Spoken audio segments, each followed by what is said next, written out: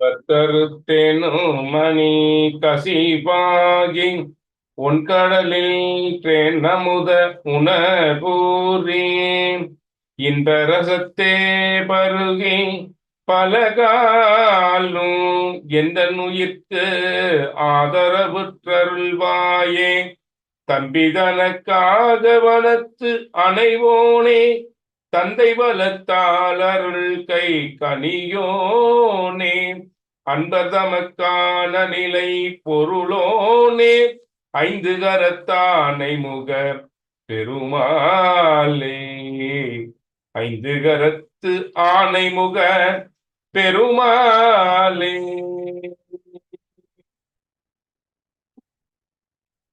எல்லாம் அல்ல அருள்மிகு வடிவுடைய நாயகர் நம்ம பாண்டி கொடுமுடிநாதர் திருவடிகளையும் எல்லாம் வல்ல சிவகாமி நம்ம கூத்த பெருமானுடைய திருவடிகளையும் மனமொழிமையினால் வழங்குகின்றேன். இதுவரை யாரெல்லாம் எனக்கு ஜோதிடம் கற்றுக் கொடுத்தார்களோ அனைத்து குருமாருடைய திருவடிகளையும் என்னை உலக அறிமுகப்படுத்திய போட்டுதலுக்கும் மனங்களுக்குரிய குருநாதர் சிந்துக்கள் சிந்தாஜி அவருடைய திருவடிகளை மனமொழிமையினால் வழங்குகிறேன். நண்பர்கள் அனைவருக்கும் அடியனின் பணிவான வணக்கங்கள். நண்பர்களே, இன்னைக்கு நாம் பார்க்க போற பதிவு ஒரு சிலருக்கு ஒரு எதிர்பாளரிடம் ஒரு ஈர்ப்பே இல்லாம இருக்கும். கல்யாணம் பண்ணிக்கிறதுல ஒரு ஈர்ப்பு இல்லாம இருக்குன்னு வச்சுங்களேன். கல்யாணம் பத்தி வீட்டுல பேசுங்க, இப்ப என்ன அவசரம் போற, என்ன அவசரம் பாருங்க. எத்தனை வயசு சொல்லுவாங்கன்னா 30 வயசுல சொல்லுவான், இப்ப என்ன அவசரம். புள்ள 30 வயசுல சொல்லுதுங்க, இப்ப என்ன அவசரம் அப்படின்னு சொல்லுது.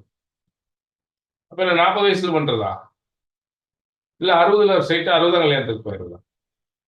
அப்போ இந்த ஒரு லவபுளான ஒரு ஒரு வாழ்க்கை ஒரு ஒரு ஒரு ஒரு ஒருத்தருக்கு ஒருத்தர், அது ஒரு சிலர் கல்யாணம் பண்ணா ஒருத்தருக்கு ஒருத்தர் அடங்கி போகணும், கட்டுப்பட்டு வாழணும், தனியா வாழ்ந்துக்கிறோம். சார், ஒருத்தரிடம் கடவுள் படைச்சது பெண்ணிடம் இல்லாததை ஆணிடமும் ஆணிடம் இல்லாததை பெண்ணிடமும் வைத்து ரெண்டையும் படைத்துள்ளான். அது உடல் ரீதியா மட்டுமல்ல, உள்ள ரீதியாகவும் சரி. அதனாலதான் அர்த்தநாரீஸ்வரனுடைய குலமே ஆண் பெண் சேர்ந்தாதான் முழுமை. அப்போ இந்த மாதிரி சொல்லுவாங்க, எனக்கு திருமணத்துல இன்ட்ரெஸ்ட் இல்லை, சம்பாதிக்கணும், வேணா ஃப்ரெண்ட்ஸா வந்துடலாம், இல்லை லிவிங் டுகெதரா வந்துடலாம். தாம்பத்தியத்தின் மேல ஒரு ஈர்ப்பு இல்லாம இருக்கும். பல கிரக சேர்க்கை சொல்லலாம். பெண் ஜாதகத்துல செவ்வாய்க்கு எது, ஆண் ஜாதகத்துல சுக்கிரனுக்கு எது நெருங்கிட்டு இருக்கிறது, இதெல்லாம் அதை பத்தி தனி வீடியோ போடுவோம். ஆனா சுக்கிரனும் சூரியனும் 43 டிகிரிக்கு மேல, ஒரு 40 டிகிரிக்கு மேல தள்ளி இருந்தாலே இந்த மாதிரி தன்மை கொடுக்கும். ஏன் கொடுக்குது அப்படிங்கிறது பார்ப்போமா?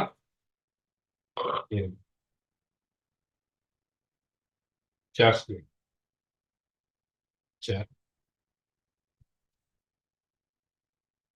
அதாவது சூரியனை விட்டு சுக்கிரன் 43 டிகிரிக்கு மேல் தள்ளி இருந்தால் திருமண ஆசையை கொடுப்பதில்லை. திருமண வாழ்க்கை அனுபவித்து வாழ்வதில்லை. திருமணம் பண்ணிக்கிறாங்க, அவங்க பண்ணிக்காம இல்லை, ஆனா அனுபவிச்சு வாழ்றதில்லை. நீங்க ஜாதகத்தை பார்த்து கேளுங்க சார். ஒருத்தர் வந்து சூரிய சுக்கிரன் நெருங்கிட்டு இருக்குன்னு வச்சுக்கோங்க, ஒருத்தர் சூரிய சுக்கிரன் தள்ளி இருக்குன்னு வச்சுக்கோங்க. இந்த தள்ளி இருக்கிறவனுக்கு ஒன்றும் தெரியாது, அவங்கள கேட்டீங்கன்னா பதில் வராது. இந்த சூரிய சுக்கிரன் நெருங்கி இருக்குல்ல, அவங்கள்ட்ட போய் கேளுங்க, உங்க வீட்டுக்காரர் எப்படி நல்லா சந்தோஷமா பார்த்துட்டாரா, வாழ்க்கையை அனுபவிச்சு வந்தாரா, நீங்க ஆசைப்பட்டதெல்லாம் அந்த அவர் வீட்டுக்காரர் வந்து உங்களை பார்த்துட்டாருன்னா, ஏன் சார் கல்யாணம் பண்ணி என் வாழ்க்கை வீணா போச்சு, ரசிக்க தெரியாத மனிதர். அதே இந்த பக்கம் கேளுங்க. பெண்ணுக்கு 43 டிகிரி தள்ளி இருந்து நானும் கேளுங்க. அழுகு வாங்க வந்துட்டு. கல்யாணம் பண்ணுனேன். அவ்வளவுதான். அப்படிம்பாங்க. கல்யாணம் பண்ணுனேன். அவ்வளவுதான். ஆச்சா? வாழ்க்கையில சந்தோஷம் தான் அன்னைக்கு நான் அனுபவிச்சதுதான். அதுக்கப்புறம் சந்தோஷமே இல்ல. வாழ்க்கைன்னா என்னன்னே அவளுக்கு தெரியலம்மா. இவங்க பிரிஞ்சு போறதுக்கு சந்தர்ப்பம் உண்டு. வீட்ல பார்த்தீங்கன்னா, தனித்தனி கட்டில்ல தான் படுத்திருப்பாங்க. கிட்ட நெருங்கிக்கு வந்தாலே ஒருத்தருக்கு பிடிக்காது. ஒருத்தர் ஆசைப்படுவாங்க. சூரியன் சூரியன் சுக்கிரன் நெருங்கி இருக்கிறவங்களுக்கு. இன்னொரு ஆளு தள்ளி போகும்.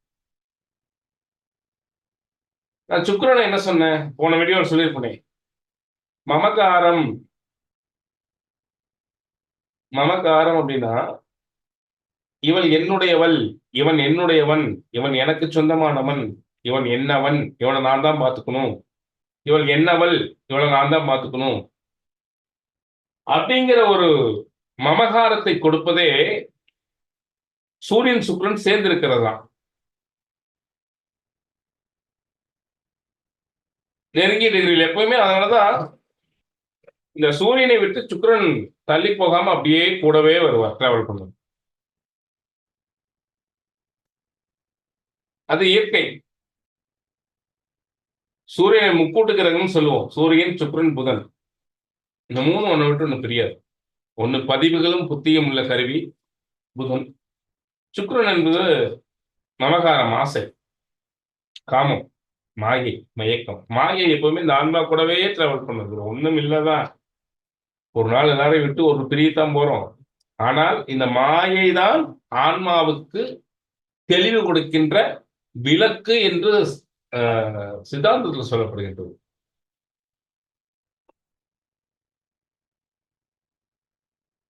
ஆணவம் என்ற இருளில் இருந்து ஒரு மனிதனை, ஒரு ஆத்மாவை வெளிக்கொண்டு வரக்கூடியது இந்த மாயை தான். இப்போ மமகாரம் என்பது மாயையினுடைய அம்சம்தான். ஆனா மமகாரம், இவள் என்னுடையவள், இவள் என்னுடையவன் என்பதை சொல்லக்கூடும். இந்த சூரியன் சுக்கிரன் 43 டிகிரிக்கு மேல் விலகி அது இடையில ஒரு கட்டம் ஃபில்லப் ஆகாம இருந்துச்சுன்னு வச்சுக்கோங்க. இவன் எனக்கு சொந்தமானவன், என்னுடையவன் அப்படின்னு பார்த்துக்கோணுங்கிற எண்ணமே இருக்காது. இவள் எனக்கு சொந்தமானவள். இந்த ஆணுக்கு இருந்தது, ஆணுக்கு இப்படி சூரிய சுக்கிரன் தள்ளி இருந்து பெண்ணுக்கு வந்து சேர்ந்துருக்குன்னு வச்சுக்கோங்க கிட்ட. இந்த ஆணுக்கு இப்படி என்ன இருக்காது. இவள் என்னுடையவள், இவளை நான் தான் பார்த்துக்கணும், இவள் எனக்கு சொந்தமானவள் அப்படிங்கிற எண்ணமே இருக்காது.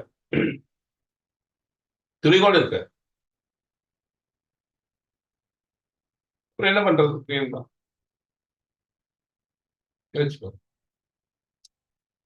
இந்த சூரியன் சுக்கிரன் தள்ளி இருப்பது இந்த மாதிரியான ஒரு தோஷத்தை கொடுத்து விடுகின்றது.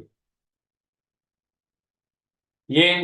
எப்பவுமே ஆன்மாவை பற்றிக்கிட்டே மாயை போகணும். நாங்க படம் போட்டிருக்கோம் பாருங்க. ஆன்மாவை பற்றி கொண்டே மாயை போகணும்.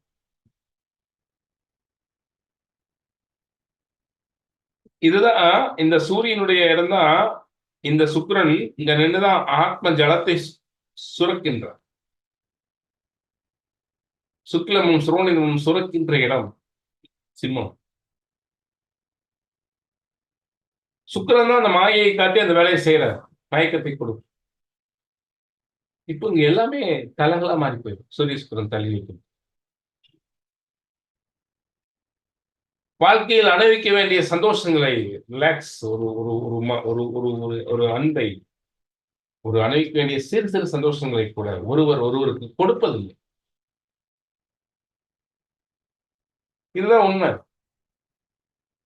100க்கு 100 உண்மை. சூரிய சுக்கிரன் எவ்வளவு தள்ளி போகுதோ, அதுவும் 40 டிகிரிக்கு மேல போயிடுச்சுன்னா முடிஞ்சது வாழ்க்கை. இப்ப அவங்களுக்கு அதே மாதிரி ஆளை பார்த்து கல்யாணம் பண்ணி வச்சிட்டீங்கன்னா 2 பேருமே ஃப்ரெண்டா இருந்துருவாங்க.